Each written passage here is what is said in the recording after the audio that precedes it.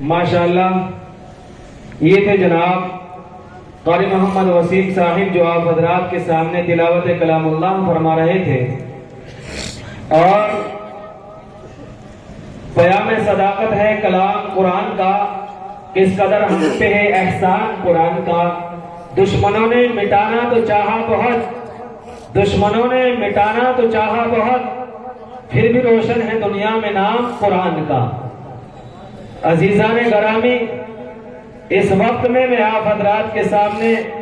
Programme کی ترتیب بھی بیان کر چکا اور پروگرام کا آغاز بھی ہو چکا، لیکن میرے کچھ ساتھی جو باہر کھڑے ہوئے ہیں وہ ابھی تک اندر نہیں آئے۔ شاید یا تو انہوں نے وہاں پر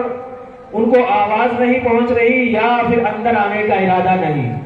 میرے دوستو، ارادہ اگر نہیں بھی ہے تو آپ اندر تشریف لے آئیں، کیونکہ بڑے فائدے کی بات ہوگی اور بڑا فائدہ ہوگا آپ حضرات کو اندر آنے سے۔ اس وقت میں جو آپ حضرات کے سامنے قرآن پاک کی تلاوت کی گئی،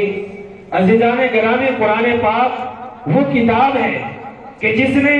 مختصر سی 23 سالہ مدت میں پوری دنیا میں اپنا لوہا منوا لیا۔ اور اس وقت میں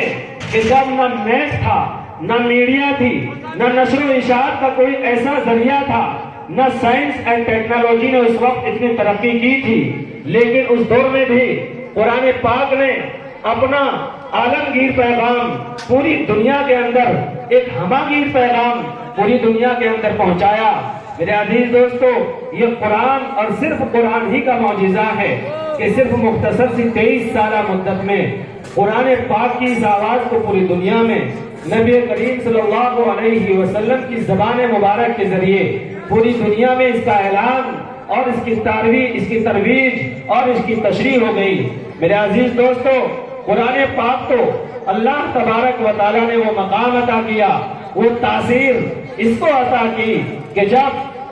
قرآن پاک اہل عرب کے سامنے پڑھا گیا، اہل عرب یعنی عربی جاننے والے،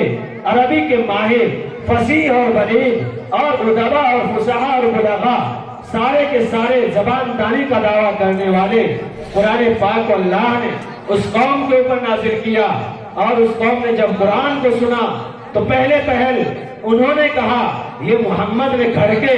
اور اپنی طرف سے تیار کر کے اس قرآن پاک کو ہمارے سامنے لاتا ہے، ہمارے آباء و اجداد کے دین کو جھوٹا بتا کر ایک نیا دین دنیا میں پیدا کرنا چاہتا ہے، لیکن در حقیقت وہ نیا دین نہیں تھا بلکہ وہ سب سے پرانا دین تھا۔ وہ دین تھا کہ جس کو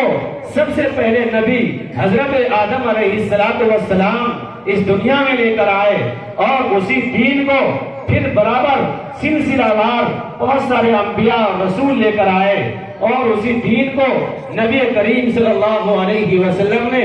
آخری میں اس کی تکمیل فرمائی، اور اس قرآن کے ذریعے اللہ نے اس کا اعلان فرمایا۔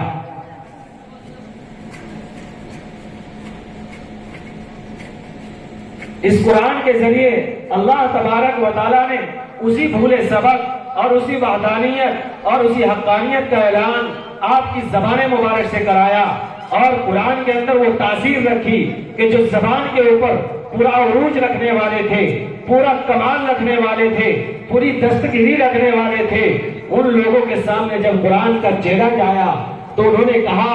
ایسا قرآن تو ہم بھی بنا سکتے ہیں، ایسے کلام تو ہم بھی پیش کر سکتے ہیں۔ لیکن دوستو، قرآن کے اس چیلنج کو سارے عرب نہیں، پوری دنیا کے اندر ببانگ دہل ڈنکے کی چوٹ بیان کیا گیا، لیکن کوئی اس کا جواب نہ لا سکا۔ وہی قرآن آپ حضرات کے سامنے اس وقت میں پڑھا گیا، اسی قرآن کی تلاوت آپ نے سنی۔ اے قوم مسلم، جس مسلمان قوم کو ایسی کتاب دے دی گئی ہو، ایسا کلام، ایسا قرآن دے دیا گیا ہو، اگر وہ قوم بھی ایسی کتاب کی قدردانی نہ کر سکی تو میرے عزیز دوستو، یہ بہت محرومی اور بہت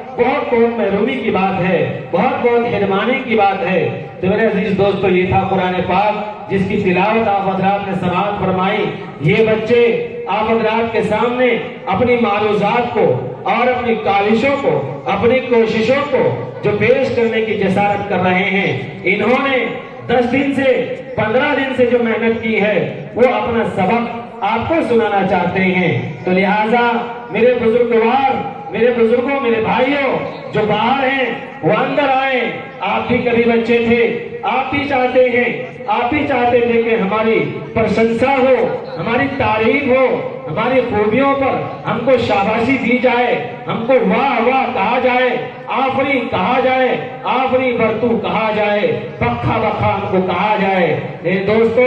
آپ حضرات اپنے بچوں کے ان کلام کو، اس کے پروگرام کو سننے کے لیے آپ اندر آ جائیں۔ اب میں آپ حضرات کے سامنے نبی قرآن پاک کے بعد اللہ تبارک و تعالیٰ کی ذات اقدس کے بعد اگر کوئی ذات اقدس، کوئی ہستی دنیا میں اور کائنات میں کوئی وجود اور مقام رکھتی ہے، کسی کا کوئی مقام اور مرتبہ ہے، تو وہ ہے آخر الزمان احمد مجتبی، نبی آخر الزمان احمد مجتبی محمد مصطفیٰ صلی اللہ علیہ وسلم کی ذات اقدس۔ تو حضرت میں نبی کریم صلی اللہ علیہ وسلم کی شان اقدس میں نذرانہ عقیدت پیش کرنے کے لیے اسی مدرسے کی ایک طالبہ کو آپ کے روبرو کرتا ہوں، جویا بنت قمر الدین۔ وہ آئے اور